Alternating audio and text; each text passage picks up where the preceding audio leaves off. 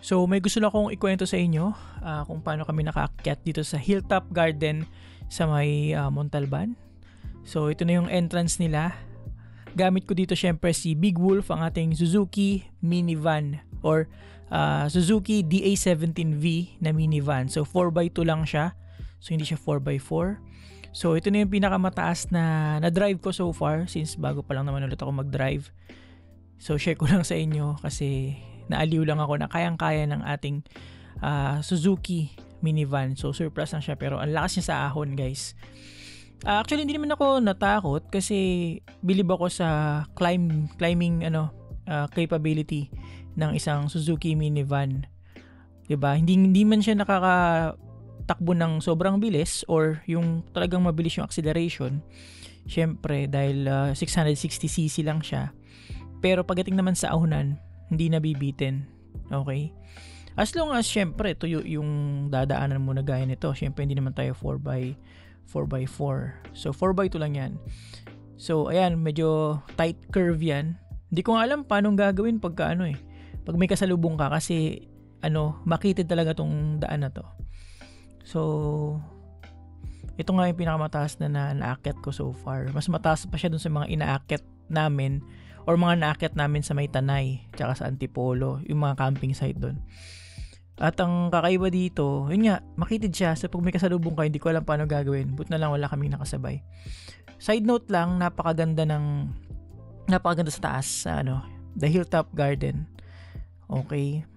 Try ko maglagay ng clips mamaya sa end nitong video na to. Okay, kasi kasama ko si Mrs. tsaka si Gio, yung aming 4-year-old toddler. So ayan, hindi ko alam kung makikita nyo sa video or ma-understand nyo gano'ng kataas. Pero mataas talaga siya. And hindi lang siya mataas, mahaba pa, around 500 meters. So para sa incline na ganyan, 500 meters is medyo mahaba na. Ayan, dito medyo parang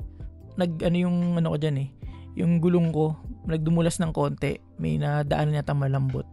Pero nakaya pa rin. Naka low gear lang pala ako dito and banayad lang yung apa ko. Hindi ko siya tinotodo kasi binabantayan ko RPM. Minimaintain ko lang siya around 2,800, 2,900. Hindi ko siya pinapalagpasan 3,000 kasi kaya naman niya. Technically, kaya ko pa naman siyang i-push pa ng mas madiin pero inayaan ko na lang. So yan, meron siyang parang ilog dito. Yan, makitid lang talaga to. Tapos, after nyan, I think malapit na tayo dun sa parang sementado na part Tama ba? Tapos yung sementado na part dito, hindi siya buong sementado. Yung parang sakto lang yung gulong mo. So kung baguhan ka ng nagde-drive kagaya ko, medyo nakakaba ng konti. Kasi syempre, kailangan alam mo yung sakto sa gulong mo. So ayan, meron daan dito dalawa. Ito na. Ito yung magi-start na yung yung sinasabi ko sa inyo. So medyo nakakabisado ko na rin naman yung clearance ni Big Wolf. So hindi naman ako nagka-problema dito. Inon ko din yung aking 360 camera para sure lang na makikita ko yung aking mga paligid. Hindi naman ako kumaskas dun sa gravel. Dun na maintain ko naman yung tamang linya ko. So ayan, pag may kasalubong ka dito sa part na to, pwede kang, siguro yun yung pinaka-shoulder nila na pwede kayong tumabi or pwedeng umatras yung kasabay mo. Pero kung makikita nyo nga, di ba, non-stop na paakyat talaga siya mula pa lang dun sa entrance. Pero para sa akin, worth it naman yung yung pataas niya kasi maganda talaga yung sa taas.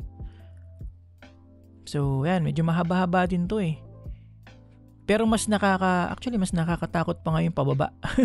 Yung pataas kasi, syempre, medyo mabilis ka dyan 'Di ba? Pag pataas ka. So, ito na yung kanilang entrance. Ang bayad dito is 50 pesos lang per head. Tapos, libre yung bata, which is 4-year-old na toddler. So, dalawa lang kami nagbayad ni Mrs. So medyo fast forward ko na to kasi medyo matagal Ayan, sorry yan. So after namin magbayad, diretso na. Yung parking dun pa sa taas, medyo may konting akyat pa. Tayo natin. So merong humps dito. Yan. Hindi ko na vinlog to kasi gusto ko lang makasama yung wife ko tsaka anak ko. Pero nag-shoot ako ng mga short para pang reels lang or pang story lang. Pang memory lang ba? So pwede kong isama mamaya later sa end ng video siguro. Pero ito na, meron ditong sementado Papunta yan sa doon mismo sa may parking nila. So events place din pala to. May mga nakita ko na post nila na pwede sa kasal and mga iba pang event. So dito na lang kami nagpark sa likod nitong coaches. Ito nyo, hatchback kaya din naman. Pati motor, actually tricycle kaya din naman. Yun lang. So ayan, yan na mismo yung event. Ngayon, papakita ko na sa inyo yung pag-descend namin. Okay, so fast forward ko na to dito. Saan na ba yun? Ayan, to, pauwi na kami. Baba na tayo. Para buong experience lang din, makakita nyo kung paano din bumaba si Big Wolf. Okay. So, kasi walang audio to eh. Kaya, nagkukwento na lang ako ngayon. So, ito ewan ko makikita nyo rin kung gaano kababa or gaano katarik tong. Well, para sa iba, sa mga season driver na, basic na lang to. Pero para sa amin ni Mrs. na bago-bago pa lang mag-drive ulit, syempre, medyo nakakakaba pa yan. So, si Mrs. ang nag-drive papunta mula sa amin sa Marikina hanggang dun sa may Uni Oil bago kami nagpalit para ako yung mag-drive pa taas. Tapos, pauwi naman, ako naman yung drive. Kasi si Mrs. pinagpa-practice ko din siya. Actually, kakakuha lang din yun ng license nung isang araw. After 1 year niya na gumagamit ng student license, lumagpas na yung student license niya, nagpa-renew na siya sa sobrang tagal niya kumuha ng driver na mismong non-pro.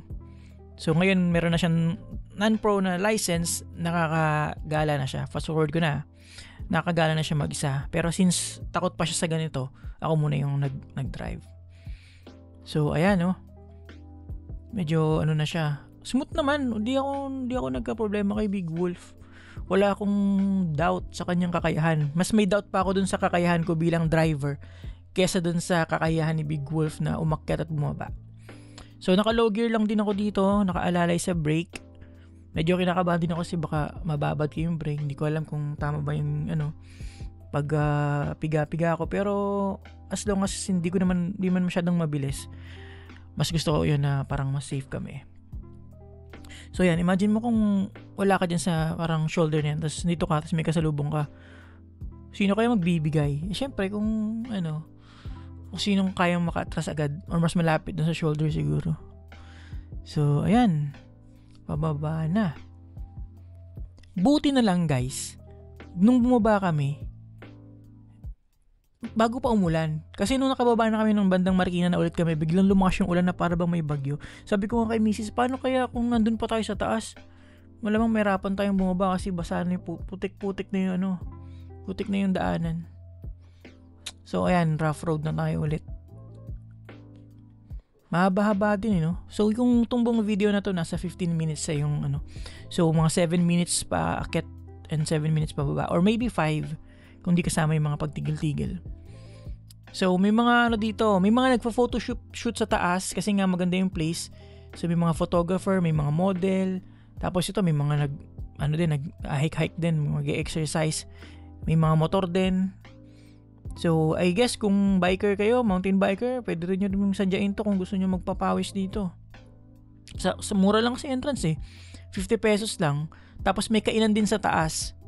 Pero kami, nag-Jollibee na kami para sure kasi hindi ko nga alam kung bukas ba. Kasi actually pagkakit namin, sarado yung kainan. Kasi nag-refill ata sila. Pero after namin kumain, mga around 12, nagbukas din naman sila, mga 12, 12:30. So, pwede ko pa rin bumili ng pagkain. Tapos may mga umaakit din minsan na nagbebenta ng ice cream. May mga snacks din sila doon. So, kahit di ka na magdala ng pagkain, may makakainan ka. Tapos, meron din pala dong go-kart para sa mga bata, mga toddler. So, pwede sila doon. I think 50 pesos for 30 minutes kung tama yung pagkakaalala ko. So, si Gio 30 minutes lang.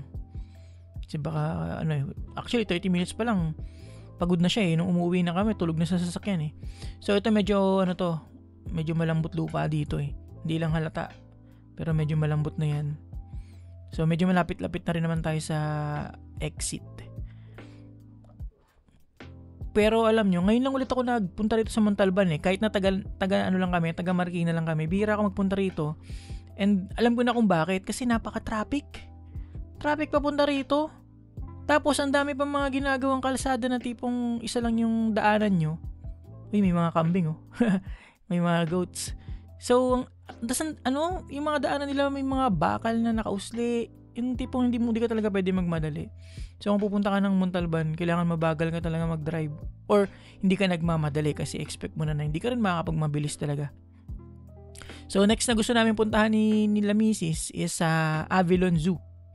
Yan, and sa Wawa. Nung nag-hobbyist photographer ako, madalas din kami sa Wawa noon Pero syempre, matagal na yun, mga 2012 pa yun So, gusto namin balikan at least yung Avilon Zoo and yung Wawa.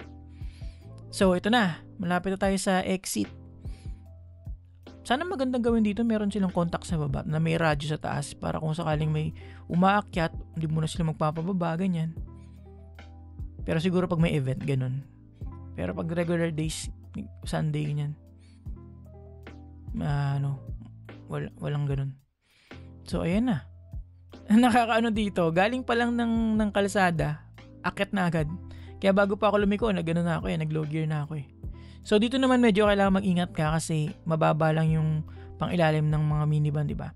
So, pwede kang sumahid sa mga bato-bato Kaya dahan-dahan lang ako dyan kanina. So, ayun lang guys.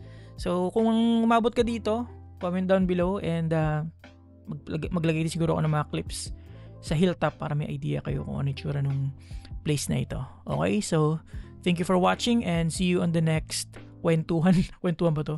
Nagkwento na lang ako Sige. Bye-bye. Good night. Love you.